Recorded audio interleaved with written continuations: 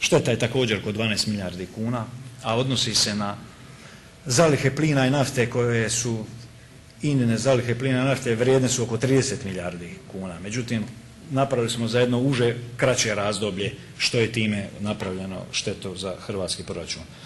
Napravljeno saborsko istražno povjerenstvo, pravosudne istrage sigurno neće biti jer radi se o međunarodnom političkom slučaju gdje neće se raditi skandal sa partnerom iz zemlje, susjedne zemlje iz Europske unije. Osim toga, ta zemlja predsjeda u ovom polugodištu i sigurno će vam trebati njihovu podršku. Međutim, imamo pravo postaviti moralno pitanje o tom partneru koji je iza leđa hrvatske vlade htio kupiti još 3% dionica jer nije vjerovao u dionički ugovor sklopljen sa Polančecom i Sanaderom koji mu je prepustio većinsku kontrolu. Da li s takvim partnerom možemo dugoročno, to ćemo vidjeti. Kad se sve to izračuna, godišnje je oko 900 milijuna kuna šteta za državni proračun, budući da se to izravno subvencionira iz hrvatskog proračuna. Dakle, jednostavno je zaključak, kad bi prestala krađa u brodogradnji, nestale bi potrebe za subvencijama i ne bi uopće imali problema. Niko se nikad nije s time pozabavio, Sanader je to naslijedio i naravno da se ugradio u cijeli postupak. Tako da nije 100% njegova krivnja, ali on je to objeručke prihvatio. Olako dodijeljene braniteljske mirovine, dakle to je afera gdje nema štete, neće niko nikad odgovarati. Riječ je o političkoj odgovornosti gdje je u mandatu Sanadera su liberalizirani uvjeti za dodjelu braniteljskih mirovina i godišnji prosjek od 2000 braniteljskih mirovina je skočio u jednoj godini čak na 10, a prosjek je oko 6.000 mirovina. To su mirovine koje su prosječno veće od prosječne plaće u Hrvatskoj. I kad mi pričamo da nam fali radna snaga i da ćemo trebati dio te mlade radne snage koje je umirovljen jednog dana vraćati nazad u radni proces, jer će to biti neminovnost jer neće imati ko raditi, pitamo se pod ovim uvjetima da li će to biti moguće. Dakle, da li će on pristati raditi za manje plaće nego što su bile mirovine. Šteta je izračunata na bazi razlike između ovih 2.500 koje je bilo za vrijeme Račana u odnosu na ovih 6-7 tisuća za vrijeme Sanadera. Evo, toliko je, 3,8 milijardi kuna. Rasipalo se svugdje pa se rasipalo i tu, a tome treba stati u kraj. Hrvatske željeznice sudi se Kobaku za koliko? 27 milijuna kuna. Procjena je, tamo nije krađa usustavljena kao u FIMI, ona je kapilarna, svi direktori u ne znam 50-60 tih firmi kapilarno kradu za sebe, vjerojatno ili da li vjerojatno ili ne, imaju li nekakav aranžman da dio ide u nekakvu centralnu blagajnu, o tom potom. To je 500 milijuna kuna godišnje, na milijardu dvije subvencija.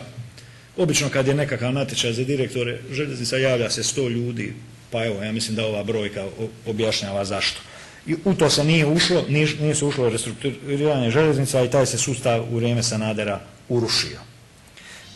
Privatizacija TLM-a, to znate, javili su se Litvanci, javio se hrvatski konzorcij na čelu sa Dalekovodom, ti su ljudi godinu dana prije te privatizacije dolazili kod Sanadera, u knjizi su posjetitelja Banskih dvora. 500 milijuna kuna manja ponuda je pobijedila na natječaju na zatvorenoj sjednici vlade gdje je to obrazloženje trajalo 6 minuta 41 sekundu, od čega je minut uvodni govorio Sanader, a 5 minuta Polančec. I onda kasnije kaže da je kriva cijela vlada. Kriva je jer nisu imali pojma, ali šteta je 1,9 milijardi kuna, dakle 500 milijuna za slabiju ponudu, a nedavno, ako niste znali, je konzorcij Adrial na čelu sa Dalekovodom zatražio da se to zemljište uknjiži kao građevinsko jer bi htjeli graditi. Dakle, ne zanima ih uopće proizvodnja aluminija. Dakle, kad bi prodali to zemljište, zaradili bi još dodatnih 1.400 milijuna kuna, a kupili su firmu za 1 kunu. HEP gubici na električnoj energiji, evo Malić je to otkrio u travnju, pa je nešto malo Jutarnji prestao o tome pisati, ali na sreću Večernji je nastavio u srpnju 2009.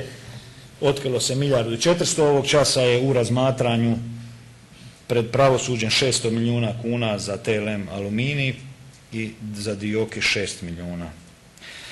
Nezakonite isplate poljoprivrednih poticaja, dakle to je jedan vid korupcije jednog segmenta biračkog tijela koji je pod dominacijom i uplivom Hrvatske seljačke stranke ponajprije, međutim i ministar Čobanković naravno da ima veze s time. zato što je nedavno kolegica Slavica Lukić otkrila da u jednom selu, dakle jedno selo gdje je rodbina, prijatelji, rođaci od jednog državnog tajnika Ministarstva poljoprivrede podijelilo toliko poticaja da bi vjerojatno njihovi unici ne bi trebali ništa raditi. I kad je postavila upit, nakon nekoliko dana se pojavilo u drugoj novini, kod drugih novinara, došlo izvješće, tobože da se radi nekakav inspekcijski nadzor, ali dobro, i to će se riješiti. Mislim, Čobanković je u aktualnoj vladi jedan važan ministar. Afera Liburnija Riviera hoteli otkrivena je kada je u 2007. Hrvoje Appelt objavio da je vlada odlučila dodijeliti te hotele investicijskom fondu Darka Ostaje i grofa Elca, nakon što je značajna suma uplaćena u blagajnu HDZ-a za izbornu kampanju 2007. Procjena šteta je 1,1 milijardu kuna, koliko bi se za te dionice dobilo da ih se stavilo na burzu, da ih se prodalo po nekoj normalnoj cijeni koja je cirka 6.000 kuna po jednoj dionici. Ovo se nikad nije obrađivalo i sad ne bi bilo nekih problema da to Sanader na kraju ipak zbog pritiska javnosti nije realizirao, ali je realizirala aktualna vlada i tu se pojavljuje jedan zanimljivi lik zbog kojeg bi hitno morali donijeti zakon o lobiranju, jer sve ono što je on napravio, a ime mu neću spomenuti, zaslužuje tešku represiju, ali eto, nećemo ga ni spomenuti. Afere u Fondu za zaštitu okoliša, 1 milijarda kuna, 700 milijuna je u PET ambalaži, 300 milijuna u sanaciji raznih odlagališta otpada. Za sad je istraga samo za, poznata istraga je za dio koji se odnosi na Fimi Mediju. Očekujemo da ovaj gospodin, veliki prijatelj Ive Sanadera, rodom iz Pučišća na Braču, Vinko Mladineo, odgovara za sve. Međutim, u igru moraju ući i firme koje se time bave, koje je Malić nedavno otkrio, vezane su za Gopca iz Rukometnog saveza, za Ivana Šukera, ministra, koji je tamo navodno po nekim napisima tihi partner i tako dalje. Za sad ne vidimo ništa od toga. Koncesije za kamenolome, 1 milijarda kuna. Šta da kažem više? Idemo dalje, možete detalje pročitati u knjizi. Afera trafostanice, to nam je poznato. Dakle, dalekovod za gradi trafostanice za HAC za 1,50 milijuna kuna.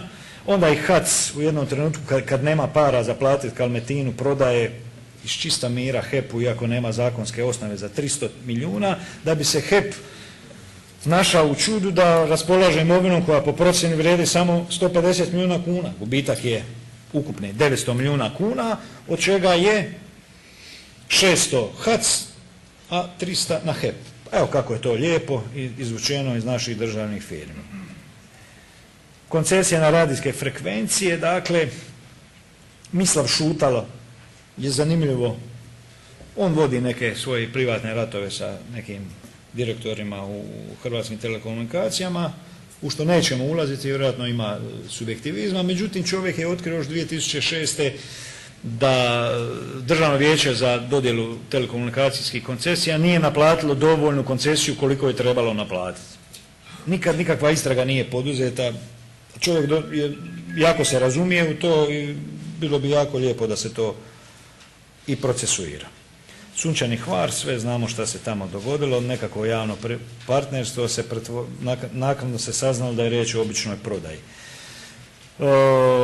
Orko, strateški partner, nije platio ništa, nego je tobože dokapitalizirao, ulagao, a sada je vlasnik 55% dionica. Da je toliko država prodala, na slobodnom tržištu bi zaradila skoro 600 milijuna kuna. Vidjet ćemo kako će to završiti jer je afera u tijeku. Hrvatska pošta. Good, bad and ugly. Jel' tako?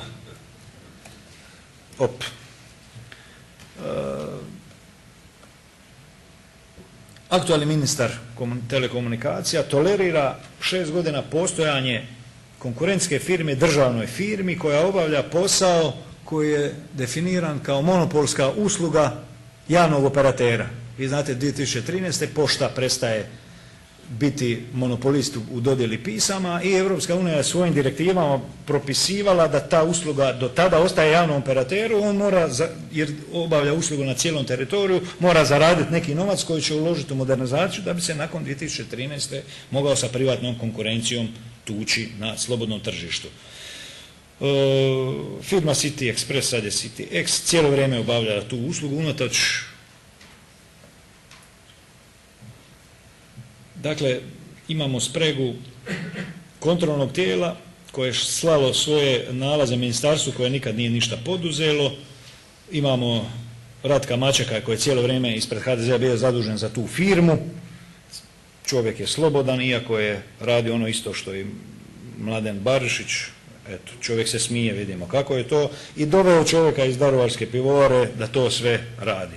Jedan veliki hrvatski list prije 4 dana, 5, ajde 10 dana je objavio intervju sa tim dotičnim gospodinom sadašnjim direktorom kako on divno reformira poštu. Možda bi to tako mogao i Remetinac reformirati sa takvim znanjem.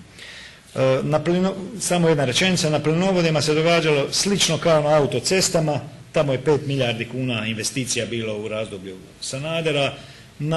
Ja sam do štete došao na bazi 2 dionice magistralnog plinovoda Zagreb-Dalmacija koje vode preko Like i samo sam usporedio sa cijenama plinovoda koji je par godina prije toga napravljen od Zagreba do Slavonskog Broda i došao sam do ove cijene. Kad bi ušao malo dublje, daleko bi me dovelo. Afera Spice sve znamo, jel tako? 402 milijuna kuna, menadžeri htjeli to preuzeti. Naravno da nisu sami, da nisu u znanje najvišeg vrha, za sad je Polančec vrh, šta će biti kasnije, budemo vidjeli. I 20. po iznosu je bankomat gdje se dijelilo, ova afera pokazuje zašto Hrvati ne mogu imati svoju banku, zašto Hrvatska država ne može imati, nažalost ne može, krediti se dijele na telefon i možemo se ubiti. Dakle, to je 20. afera, novinarski prvoborci. Dakle, počinjemo sa, evo, baš je čast nam je da je ovdje naš kolega koji je ušao s prvom aferom u Sanaderovu razdoblju, to su crne isplate Miroslave Kutle, njegova bilježnica koja do sad nije procesuirana, imamo Denisa koji je gospođu Šenator u 10. mjesecu doveo da ona kaže da je ona to već sve rekla USKOK-u, DORH-u, kome, nemam pojma, da su oni izgubili cijeli spis, predivno, ja ne znam, ja bi nestao iz zemlje, sramota me bilo da sam gubio takav spis. Ok, imamo 4. malo je bilo afera, ali značajnih jer su tada otkriveni Behtel i Imostroj, međutim Apel poslije toga nije više pisao,